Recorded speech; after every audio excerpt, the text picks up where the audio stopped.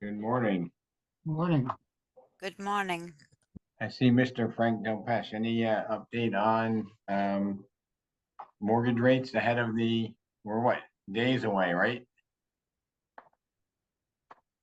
Days away from the election, days away from the Fed meeting. It's going to be an interesting ride. So let's see what happens. But unemployment numbers came out today, and they were obviously well under the 100,000 that was expected from the Feds, came in at 12,000, which is a very low jobs report. The bond market initially reacted positive towards it, but has since pulled back. So we're pretty much equal to where we were yesterday. So the biggest takeaway from this meeting was the revision of the previous month's jobs, which were cut by about 112,000.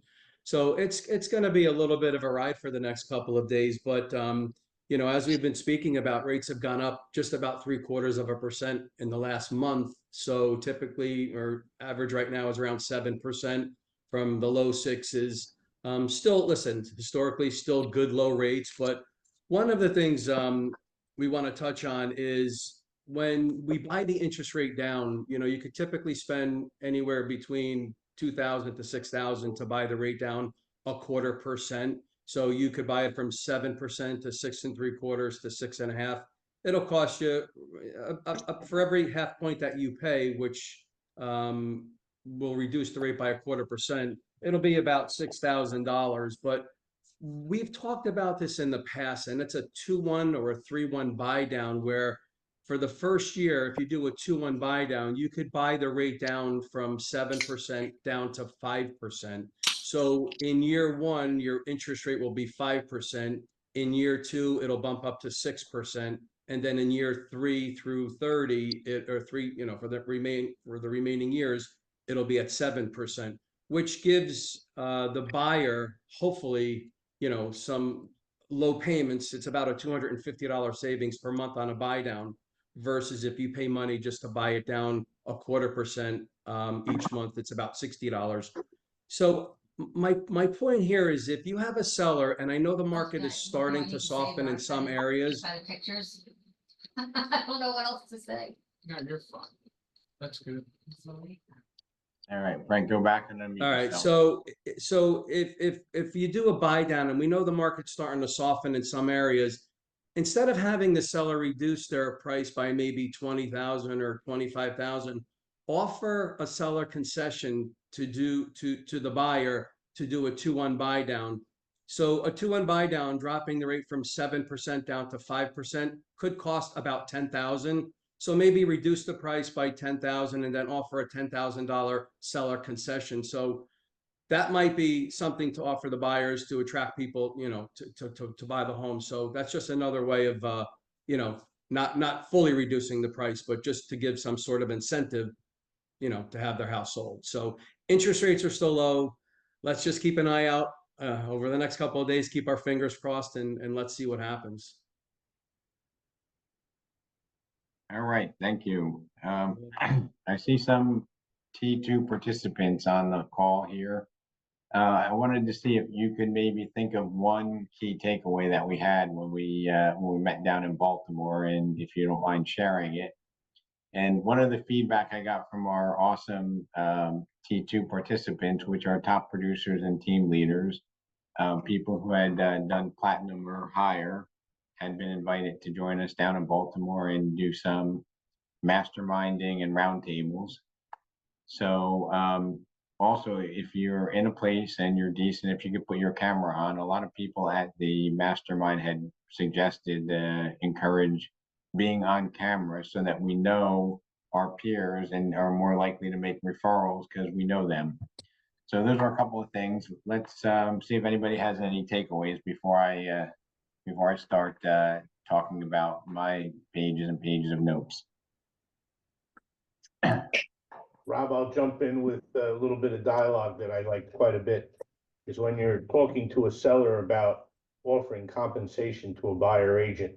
What I'm going to start using in my presentations, I'll look at a homeowner and say, regarding the compensation, you could be proactive or you could be reactive. If you're proactive, you might want to offer compensation to the buyer agent. I'll explain that. And then I'll go into the next part and say, if you want to be reactive, then, we're negotiating an offer as it comes in, the buyer agent's gonna ask for compensation. You may want to say no, just adds another level to the negotiation, makes things a little bit tougher to put a deal together. So those two words I liked quite a bit, proactive versus reactive.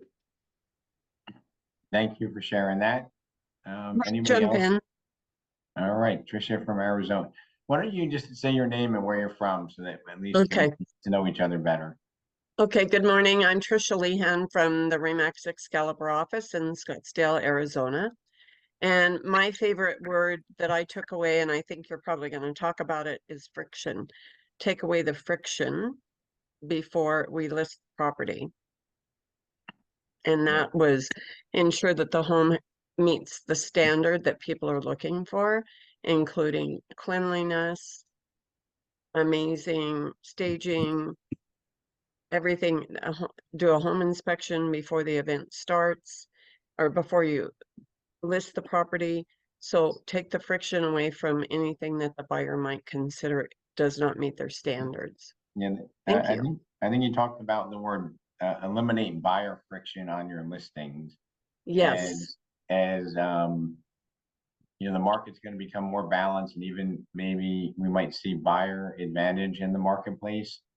Having the ability to eliminate buyer friction is going to serve your home sellers more in the immediate future. And what that means is taking away the reasons why people don't want to make an offer today. Okay, so that is buyer friction or friction. Anybody I'll else? add one more thing, is that to say to the buyer, I'm not asking you to pay me. I'm asking you to make sure I get paid. Yeah, because that's the same way it's always been when you frame it that way, right? Right. Anybody else want to chime in before I start my conversation? Looks like is I would, Right. Rob. The biggest thing that I got out of it was prospect, prospect, prospect, and do that before anything else.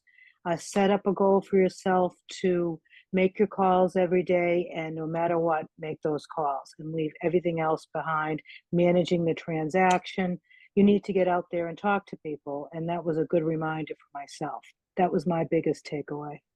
Lynn, tell them where you're from and who you I'm are. from, okay, my name is Lynn Freeman. I am a broker associate in East Delray Beach, Florida, originally from Massachusetts. And looking for all your referrals, so send them my way. Couldn't resist. That's it. Okay, so One Mr. more thing Durso. I'd like to add. Okay, that meeting was wow, which is it gives you the bond that you have seen the people that you see in Zoom, you see it in person. What a privilege. And we learn from each other. I mean, I was talking to my daughters and I said, oh my God, mommy, you bumped up all the way to the somewhere. So was just amazing. I agree, Karma. Thank Thank you. you. So if I could just throw something out there from my own perspective. First of all, it was an amazing group of people. If you left there without learning something new, you must have been sleeping, because it was fantastic. But having said that, there's this word that was floating around quite often, and it's something that I personally have avoided for a long time. It's called accountability. Being accountable to someone else is about as valuable as you can get when you go to something like this, and realizing that you need to be accountable to someone, because we're not all disciplined enough to be accountable to ourselves. At least I'm not. So if you can find an accountability partner, someone who loves you enough to call you out. I know that our friend from Bhutan says that it's a form of love, but I think that's really something important that we all need to take away from that. So thanks for that. Appreciate it. there's nobody else, I'll start with my couple of takeaways. One of my first takeaways was from talking to our hosts, John and Alex, and they run their business and pretty much live their lives by a calendar. Okay, and what I mean by that is not just business, but what they do is they plan the important things in their personal life and the business life, and they plan it out in advance so they don't need to think about it. Okay, and when John was speaking, he had, I don't know if it was privately to me or if it was to the entire group, he said every Sunday he goes and he plans out his week so that he doesn't have to think about what he's going to be doing. Which to me, I'm like, I used to do that, but things got hectic and I kind of got away from it. So that's a key takeaway that I'm going to embrace. I'm going to start using, and also, you know, running your business and to some extent your life by your calendar creates less conflict, less friction, to use that word again, in running your business. Another thing that was overwhelming in the discussion there was how to refocus on doing revenue generating activities, or I call them income producing activities.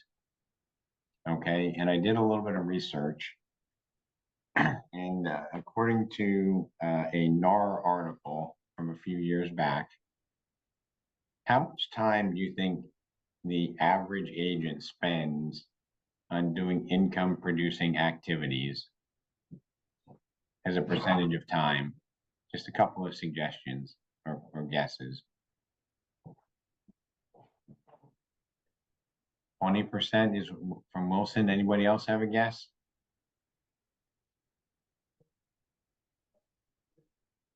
All right, no, I want one more guess. Let's see if it's in the chat here. 30%. Probably less than 2 hours a day. You're right. The average, according to a NAR study, was 8% of your activity was income producing. Yeah, 8% was income producing, which is to me shocking. The Tom Ferry organization studied some of their top producers, and they determined that the top performers were spending 70% of their time on income producing activities. And I want you to write this down. The overwhelming determination was that they were obsessed with revenue. Okay, and that word obsessed is powerful.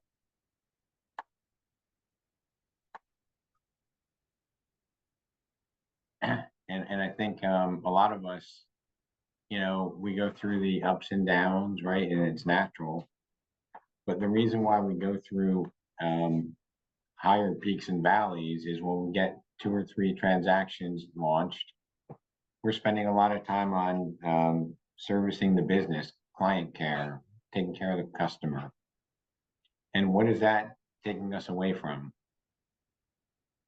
Taking away from our prospecting, our personal life. It's taking us away from the good things that we need to be focused on. So top producers are obsessed with revenue. Another thing that I took away from the client event was, or the seminar we were at, was some of the top producers, top performers have different levels and investments in client events. Okay, we were with an individual that had done north of $4 million in gross commission income. In a bad year, he's over 2 million. And every one of his clients, they do a client event, or at least they offer a client event at the end of the transaction. And what that does is it personalizes the experience, and it also helps you generate additional business. Anybody like that idea from Ron Howard? Excellent. And it doesn't, you don't have to spend that much money to make it happen. I just muted What is the everybody again. client event? Anybody that was there want to share that? Yeah, sure. Basically, this is Lisa from Florida. A client event. So if you close on a house and you had the buyer, you would do a housewarming party and invite all the neighbors. So not only does your client benefit by meeting the new neighbors, but also you get to meet the new people. And then if you represented the seller, you would do like a going away party. So the seller would be happy to see all their friends and see them off, and at the same time you get to meet the neighbors. I think it's a fantastic idea. I'm looking at this, I'm just looking at everybody with their camera on. And I just want to say that everybody that's not in the leadership team or an affiliate is definitely in the 100% club. If not, most of you on camera are platinum producers or higher, which is really interesting if you think about that. Hey, Rob. Yeah. So thank you again for, everything you do and putting that together. But you mentioned about this and it just stood out to me. So I'm sitting waiting I just cleaned a listing of mine, getting ready for 3 showings back to back to back. If I can show up and be on camera in the middle of the sticks, nowhere, then we need to get a better attendance, because we got, I think 70 people on this call. We had whoever we had at that event. You put so much effort into each of these calls and to these events each year.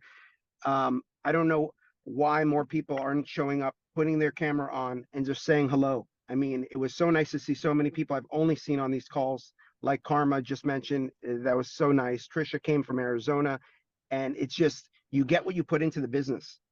You ask what percentage of, do people put into so little, and they want to get so much. I think the biggest thing you could take away is that showing up every day, you're going to get so much, more out of your business, and people have to do that. Can I add something also, Rob? Also, it was amazing that people, top producer, that they've been unselfish, sharing everything that they know with us, which is unbelievable. I mean, without any, I thank you for actually inviting us for this event. That was amazing. Thank you. Hey, Rob, question. What's the advantage to having the cameras turned on? I mean, I'm here, but I don't have it turned on because I happen to work out as I'm listening to you. So I don't particularly need everyone to see me working out. I like to multitask, but. Well, there's an argument for that, but I think that when your peers see you, they're going to know you more. When they have a referral and they reach out, they're going to be like, oh, I know Mickey for years, as opposed to, I think I might have seen that name on the video. And it's not about me. It's about trying to make a better experience for all of you. So that was, and Okay. Mickey, I actually had some people, at least 4 people come to me and say, why don't people put their camera on when they're at the event? Because I think it was a very positive experience to meet real people at the T2 event, right? Yes. And then they were saying, why don't we make it mandatory? And I'm like, mandatory doesn't really work, but I think the spirit of putting the camera on gets us to be a little bit more familiar with each other, and makes it a little easier to make referrals, reach out and share ideas and concepts. Rob, do you mind if I say something real quick too? Go ahead. One thing, I'll speak for the Arizona people here. One thing the camera helps us with is getting up and moving and getting in the work mindset, because it's 8 a.m. here. It just creates that professional idea first thing for us. And one of the other things, we talked about this in Arizona, it's something that we've started doing for all of our Zooms. I don't know if you guys noticed, but a lot of the people from Arizona have, like under my name, it's Wilson Troxel from Tucson. Gary Greenacre from Scottsdale, Trisha Lehan from Metro. We put where we are located so that we are on different Zooms, whether it's with Remax or different Zooms around the country, because it helps with referrals, especially from Arizona here. We're looking for referrals back to the East Coast. And I see Lynn Freeman there from Delray. It's awesome to know where you guys are from, and it just helps because I can go, oh, I have someone in Delray. I know Lynn. I saw her on camera. So I'll be honest with you, it's a lot more inviting for us, and maybe you guys feel the same way. It's a lot more inviting to send a referral to somebody's face, like Robert Garver over there. I know him. I know what he looks like. I know who he is. I feel like I have a personal connection, even though we're across the country, because I see him, I hear him every day. Well, thank you for sharing. And that's Wilson Troxel, the manager of our Tucson office in Arizona. And actually, Rob, just Wilson, maybe it's been several years, but we actually had a referral between the two of us. So yeah. I remember that. It was a good one. So another takeaway I had from the event was, and this might be a little bit controversial of a statement, but I felt it from everybody I spoke to that the new changes in buyer agency, it's not a challenge or it's not an issue with a percentage of the buyers. It's more of an issue with us and the way that we feel about it and how we present it. So some of you might say, Rob, you're crazy, but I really think that I've met with enough people that said, this is so easy. As a matter of fact, what they followed that statement up with was that this is a great thing because now we have people who have a written agreement with us.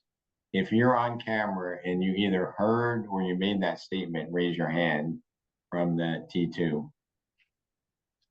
So we had agents were saying that this is actually a really good thing, right? So, and they also said that it's a skills market and it's a separation market, right? Because you need to have the skills. And when the listing inventory changes and houses don't sell themselves anymore, we need to have a better skill level. When the market shifts and we need to collect a payment from buyers, or at least have a written agreement from buyers, it's a skills process. It's a skills game. So if we don't have our skills at that higher level, we're going to be, oh man, I got, this is Zillow lead. They don't want to sign a buyer agreement. Yeah. You know how many times I heard that? But if you change the way that you have that conversation, you can win. And interestingly enough, the Maryland team that we went to visit, they've been using buyer agency agreements for many years. So this shift wasn't such a big deal. But when they deal with in like Virginia or Delaware, where the market's not the same, they're applying that same principle and they're getting people in markets where historically you didn't need to do a buyer agency agreement because that was their mindset. So let that sink in for a second, because sometimes our biggest challenge in reality is us. It's the way we think about things.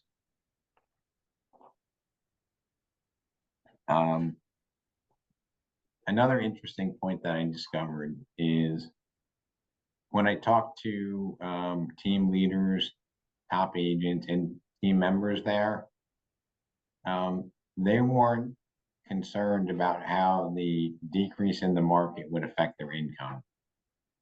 And I'll repeat that. They were not concerned about if the market goes down 10% or up 10%, how that's going to affect their income.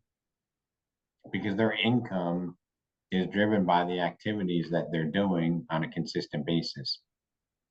Their income is determined by the activities they do on a consistent basis. So if you're sitting back and you're worried about, oh, we have an election next week, if the election goes the right way, the wrong way, is that going to impact my income? And I think what really impacts our income is the activities we do, the choices that we make, okay? And another thing that I had picked up from some of the top producers and top performers that were out at the event was that, all work creates burnout, right? You need to have structure for having some balance in your life. Okay, you need to have a way to keep yourself mentally stimulated and sharp. Physically, a lot of people have routines for going to the gym or trying to eat a little bit healthier or doing things like that help them, be total the total package for being able to attack this business and to thrive in the business. I never once considered, oh, the market's going to change 10%. My income's going down by 10%. I never thought that way. Okay. I always thought if I can just improve my skills, maintain the schedule, get better at my conversations, that my income's always going to go up. Okay. Or I'm going to get my unfair share of the business because I'm invested in it. Okay. And it's not, I'm a manipulator. It's because I'm a communicator. I'm a disciplined practitioner that's going to live by a calendar and also live by a calendar in a good way. Right. So if you're gonna make the calendar a part of your life, schedule the good stuff as well, because that's fun to do, right? Who has a trip you want to take? Right? Does anybody have a trip you want to take that you've been deferring? I always remind people never to defer. I think everybody who's successful on this call will agree that the more you travel, the more business comes to you. The more people you meet around the world, you never know who wants to buy or sell and back in your market. So I think it's important to always keep traveling. I don't know if Scott Kaplan's on the call, but he's a regular participant here. And one of the things that he does is every, I think, 2 months or 2.5 months, he takes a week off. And that's what recharges his battery. That's what he looks forward to. Okay, he goes different places. So I know and I see how hard so many of us work, right? But Rob, can I say something? Go ahead. Yep. When you take some time for yourself, you have to remember you're also taking some time with your family. This is a hard business and we work 24/7. Nobody knows it better than we do. However, our families need us, sometimes. And when you take the time to take us, even if it's a weekend, even if it's a day off, that you spend time with your family or a me day just for yourself. I think we all need that to rejuvenate ourselves. And it's almost like having a reward for all your hard work. You don't want to wear yourselves out. Yep. You need to have a reward, and it should even be in your business planning. And I love the idea about the living by the calendar. I don't know where I'm going if I don't look at my calendar. I just visit a lot of offices. Yeah. Glenn. Hey, David Haller and I discussed this when we were together, and I have a very unusual perspective that often sometimes makes people a little scared. And we always hear about people being terminally ill. Well, a fact of life is you're all terminal right now. You started that from the moment you were born, and what you make of that second, that time, and that vacation matters. And the last thing you want to do is get old and wish you have done all those things. So I agree. And my best month ever was coming back from 6 weeks in my RV. Yep. And having spent a little bit of time with Glenn, that's all part of the motivation. Okay. I don't think one can exist without the other. So you plan out what you want to do, and you also plan out how you're going to work and achieve it. I found that a lot of the participants, are fiercely competitive. It probably doesn't surprise you. I also found that a lot of the participants struggle with separation of personal life and business life. And there were several of the participants who said, I stopped taking business calls at 7 o'clock, and, my kids are, 12 and 14. I made a decision that I'm gonna, be home for dinner, almost every night. Okay, because that was a priority for them. Because if you let the business run you, is it possible that you could be on the phone till 11 o'clock at night every night? Is it possible that you could be taking 7 phone calls while you're having dinner with your family? And what do you think the memories are going to be from your family? Oh, my mom or my dad, never paid attention. They always stepped away from the dinner table. They were negotiating a deal. Chances are, with rare exceptions, that's something that we just enable by the behavior and the way we allow it to run us. I think Robert Garver, you turn your phone off at a certain time of the day, right? Yeah, for years and years, I turned my phone off at 8 o'clock at night, and I turned it back on at 8 o'clock in the morning. And I let all my clients know that, so that if they need to talk to me, they know that they can talk to me between those hours. And after that, they can text me, and I tell them I will respond to them first thing in the morning. Yep. I think a lot of realtors don't do a good enough job explaining to their clients and potential clients how it is that they work and how they will accept being treated, right? If you go to a doctor, if you go to a lawyer, you're not going to probably call them at certain hours. You're not going to just walk in and get served. You're going to sign an agreement that talks about, how it's going to work and what you're going to pay and when you can talk to them. So I think, we either let the day run us or we run the day. It's so simple. A lot of these things that we're talking about, to me, it's very common sense. If you go to bed earlier, and you get a good night's sleep, you wake up earlier, whatever you're into, sports, yoga, whatever meditation you do, you start the day earlier, you're going to get more accomplished by 9 o'clock than most people will by lunchtime. And there's so much to that. For the rest of the day, you're going to feel like you're ahead. No matter what else needs to get done, you've already gotten some of the hardest things out of the way. And I know, you're a master of getting so much accomplished. We all respect what you do every day. It's very admirable. But every single top producer on this call and everybody there in Maryland, they all seem to get so much accomplished. There's a reason why. And going to bed a little earlier, waking up earlier, it's a sacrifice, but you get used to it, and over time it compounds. So I actually had the privilege of driving the majority of my trip down to Baltimore with Karma and Bosch. And, Bosch is a doctor, and he worked in the merchant marine industry. And Karma, he talked about at one point there was a ship that I'm not sure how it got a hole in it, and it was taking out a lot of water. And he figured out how to mend the ship by putting a steel plate on the outside, something that would not normally be done. Like normally the ship would be going down, and if somebody came to rescue the ship, it was normally half the cost of the ship. And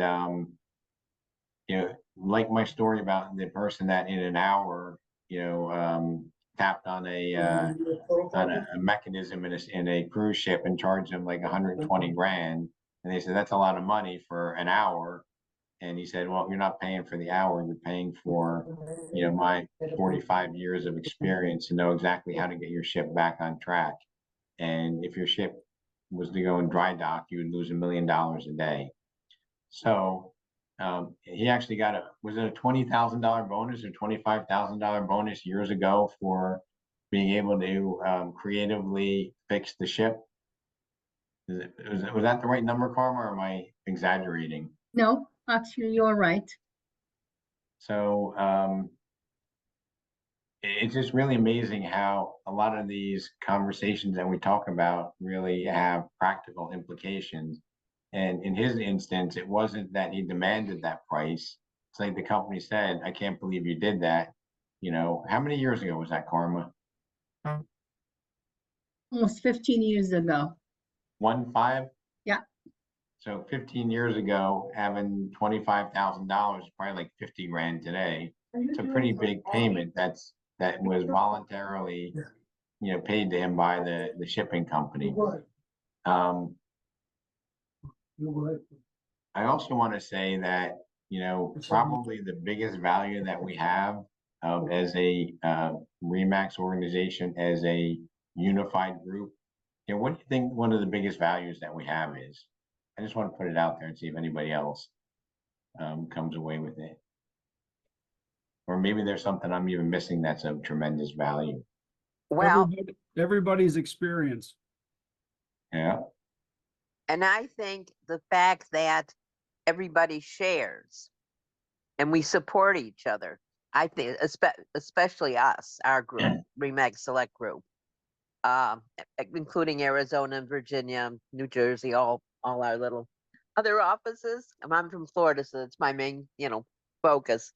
But I think it's the way we share everything, our ideas, how we support each other.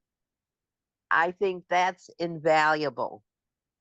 I have one word to say it when I actually asked Rob. I said, "Listen, we love you, and I can see that a lot of people love you too." And he said it in one word. I said, "What's your secret?" He said, "I care." Exactly. Yeah. Thank you. I think this is a group of authentic people, and it comes from the top down.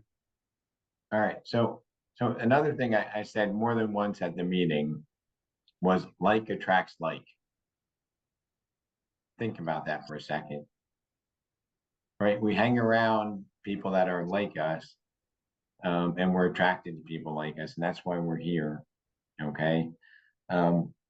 If somebody from, Virginia Beach called Trish Lehane, or if somebody from Florida, called up to Robert Garber, even if you're busy, you'll probably take 15 minutes, 20 minutes and try to help them and share with them what you learned, which is just magical, right? And there's no expectation. It's not like you're going to say at the end of that call, Robert Garber, you're not going to say, "Hey, Gary Greenacre, you owe me a referral now that I gave you 15 minutes of my time." Or you're not going to say, "What's in it for me if I show you how to do that?" Has anybody ever had that sentence, like, "What's in it for me if I help you?"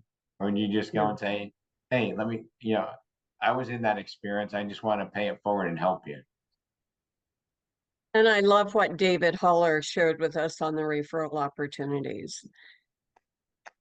And when you have the opportunity, as we've talked about, seeing people on the screen, meeting people in person, having the opportunity to know their work ethics, and that makes a really big difference. And sharing and communicating is a huge part of it. Right. And I'm going to go in a direction, Tricia, that I didn't intend to go here. And I use this term differently at times, but I'm going to say that if you really care about your clientele, your clients that have transacted with you in the past, and the clients that you haven't even met yet, okay, you have a moral obligation to be the best possible, the best damn agent that you can be. Okay, you have an absolute obligation to do that, because that means that somebody might be prohibited from selling their house at all, selling it for, full market value, being able to get a property, okay, in a competitive environment, right?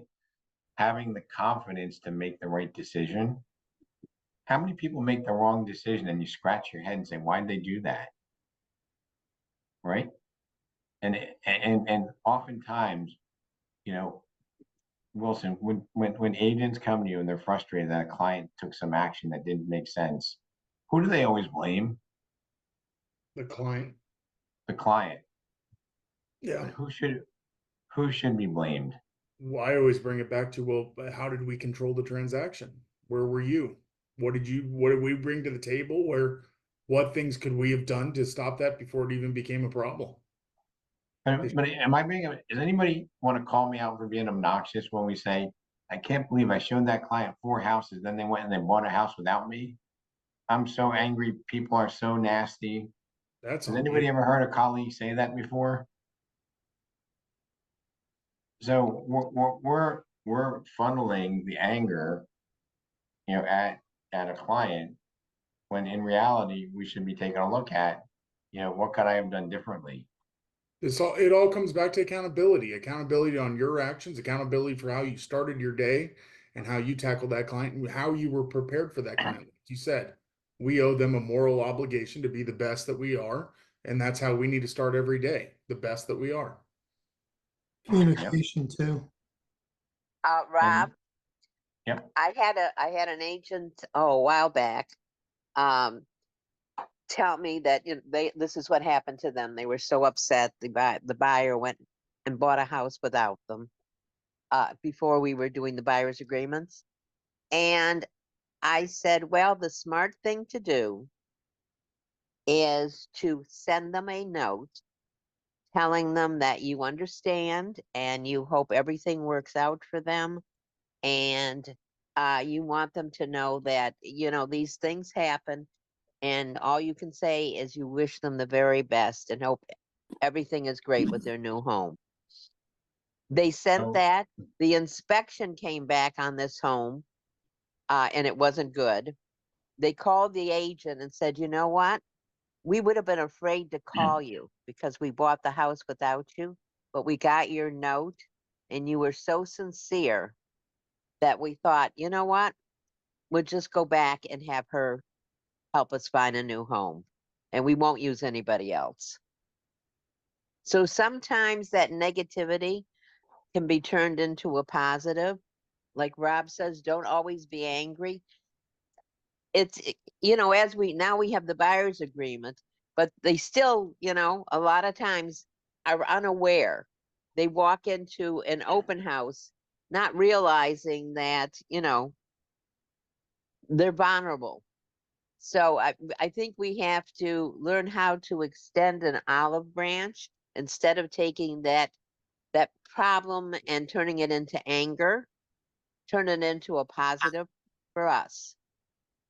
So 3 or 4 years ago, Colleen, there was an agent that, in our Tinton Falls office that was working with a Zillow buyer, and they had a very particular requirement where they wanted to be. There was like 190 units and probably 50 units in that complex that met their criteria. One came on as a FISBO. And is in my room. one came on as a FISBO. Let me mute everybody. Putting it. So one came on as a FISBO, and the owner absolutely refused to make any payment. Okay, they refused to pay anything. And the agent's like, Rob, this is the perfect house for them. The owner's not willing to pay. Do I just tell them to go on their own? What do I do? And I told them to, this is what I would do. I would help them with the property and say, the seller has, refused to cooperate. I can still help you with the purchase and I'm not going to charge you anything. Is there anyone that would have done that? By show of hands? It was the only property that they had. So not that it was a tremendous amount, but the person did wind up giving them 1% at the closing because of the job they did, which was like $6,500. And more importantly, they wound up giving them so many referrals because they felt so bad that they kept giving referrals to our agent. And to me, that was the secret sauce. And for me, I didn't have to think about it. I mean, it wasn't my time, that was being invested, but I was like, just help the person, and say, look, the seller's not willing to pay. I'll help you buy it. And at the closing, they said, we want to give $6,500 to our agent. Now, you might think differently, but to me, that was my unquestionable decision on how to move forward with that. I also think that as we design our calendar and our schedule, we need to invest some time in in growing our practice, growing our business. Now, I don't know if many of you share the same opinions that I do. A lot of the continuing education that we have is really not designed to help the consumer or the client.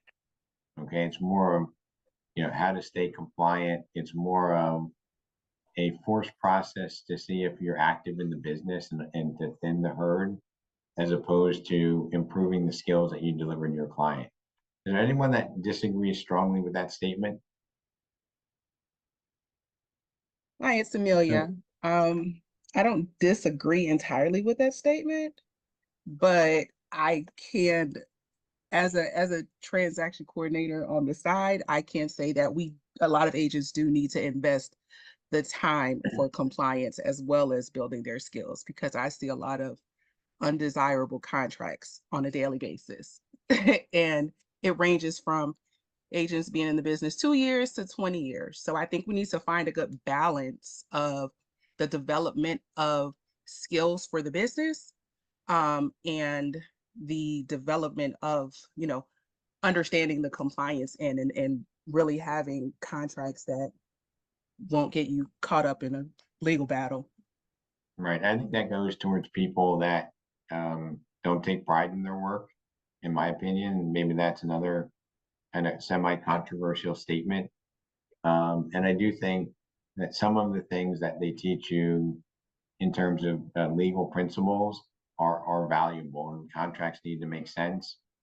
But the things that we can invest in outside of that will help dreams come true, right? Will help people get, full value for their house, will give us the communication skills to get people to take the right actions. Okay. Amelia, we can come back to you in just a second. I see Bobby Golden has his hand raised. Thanks, Rob. I'd like to just ask a question of the group on Colleen's point before about sending a note to somebody in that particular circumstance. Do you think that that is a questionable ethics violation? Because that buyer is now working with another realtor, Colleen or any of us reach out to that customer because we worked with them before. I don't know. That's why I'm just throwing that out there for anybody to consider. No, I don't think it's an ethical violation because they worked with you. They let you know they bought a house with someone else. So I just think it's a way of us saying to them, look, these things happen. We understand. We're not going to hold it against you. They were your Because clients. what happened is they feel guilty, and out of that guilt, you think they would give you a referral or come back to you. They won't, because they're afraid they're going to get yelled at. It's just like a child when they do something wrong, All Uh, right. you have to let them, Hold you on. have to let them Colleen, know that stop for just a second. I want to Okay. say, like, is it a conflict of interest to leave a gift for the person that bought your house, your listing? Say that again, Rob. Is it a conflict or a ethics violation for you to leave a gift for the person that bought your listing? No. no, I don't think so, right? absolutely not. And there are many excellent agents that make it known that they're available to help the person that bought their listing without crossing the ethical line of stealing somebody's client. Okay. There would be something that's akin to abandonment, right? Your person bought the house, your agent forgot about you. It reminds me of the story where Robert Garver is out there with the listing agent, and the person goes, well, how come you didn't dress up like him? He came in sweatpants, right? It's like if they see that, that you provided a better value, right? If you could, be available to them, I don't think that's an ethical violation. It's not like we're going in there and trying to steal their client. If you drop over there and say, hey, you know what, my client, after they moved, they found the architectural drawings. I just wanted to hand deliver them to you, right? Every client, I was going to Okay. say on this point, every client can tell when their agent as a buyer's agent is doing very little to move the needle forward, and the listing agent at that moment is kind of guiding the entire process. They'll know, and they can imagine what it would be like to work with that person if they want to sell or invest in something else. So I think that there's nothing wrong with what you're saying, and I've done it a lot. Yep.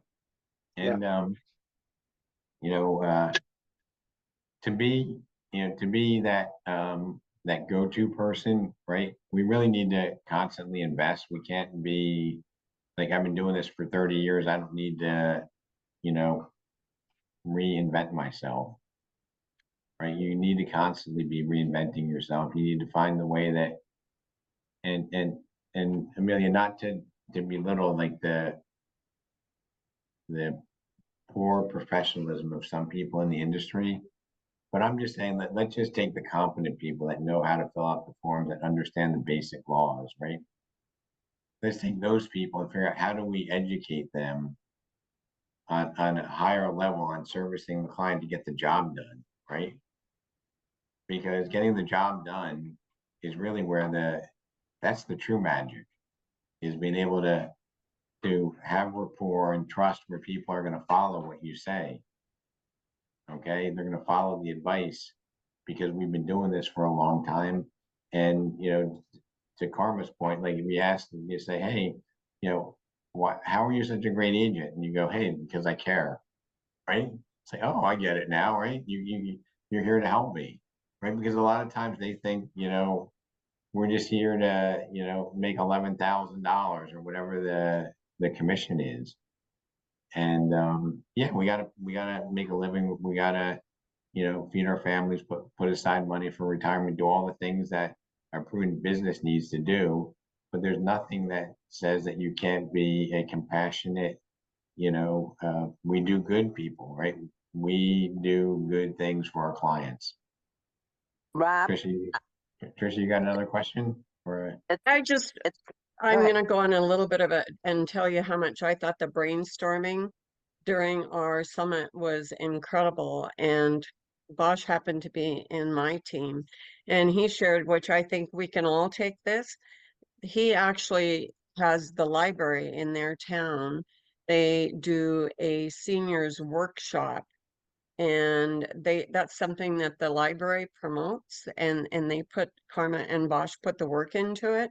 I think there's lots of opportunities for us to offer our services, and in turn that will return business to us. And I thought that was just so outstanding. I wanted to share that. And all of the brainstorming sessions sharing brought out a lot of great information. And Tricia, before I go to you, Colleen, one thing that I wanted to say is that, improving yourself, there's really no shortcuts, right? You have to put the work in, you have to genuinely care about it, and then things will fall into place. That's a universal from everybody that took the time to go there, that was at the production levels that they're at to qualify, that made contributions is, they care. They have the humility to know that they don't have all the answers. They're willing to put the work in. They're willing to realize that I need to stay more relevant by, networking with people that, might have very fine things that will help me be a little bit better and serve my clients better. Okay. And the amazing part of it is I can tell you with absolute certainty that everybody on this call, even though you're all busy, if you call somebody else on this call and said, hey, I liked what you had to say, can you help me out? I'm struggling with that. Even though there's no you don't run the clock and say, all right, my fee is, I make $300 an hour. You spent half an hour, you need to Venmo me $100. We don't operate like that, right? You're going to go and you're going to tell them how you learned. And you know what? I'm looking at you, Trish, because your camera's on. Like when you do that, it even reinforces and it makes your knowledge stronger when you share it with somebody, right? Because now that you're teaching, you now have another level, a higher level of understanding. And it unbeknownst to us, makes us better at what we do. Colleen, back to you. Yeah, I wanted to say something else too. This actually brought tears to my eyes, and I'm not being, over dramatic. I had an agent call me a couple weeks ago and she said, I want you to know, I just listed this property. She said, I haven't even taken the pictures yet. The other agent had it listed for like 6 months. The pictures they did were, outstanding and everything. The problem was, I guess the price wasn't where it should have been. Anyway, to make a long story short, what she said to me is, I want you to know what I'm going to do if it's okay with you. She said, I want to call the listing, an offer came in of somebody that had seen it while the other agent had it listed, like 3 weeks earlier. So she said, I want you to know what I'm going to do. She said, I'm going to call the prior listing agent, and I am going to tell him to go ahead and move forward with this transaction. She said, I just listed it. She said, I didn't do pictures or anything yet. She said, I know that I would be sick to my stomach if this happened to me. She said, and if it's okay. I said, are you kidding me? I said, I've never been so proud of someone. I said, that's outstanding. Yes, that's the way our industry should be. I said, and I'll tell you, the seller and the other realtor, the seller still liked the other realtor. They just felt they didn't, get it done for them. I said, that's admirable performance. So I think also when we're thinking about the clients, we also have to remember the other realtors are your clients too. These are people you're going to work with over and over and over again. We all remember those who have a bad reputation, but we remember those with a good reputation a lot more. So that's all I have to say.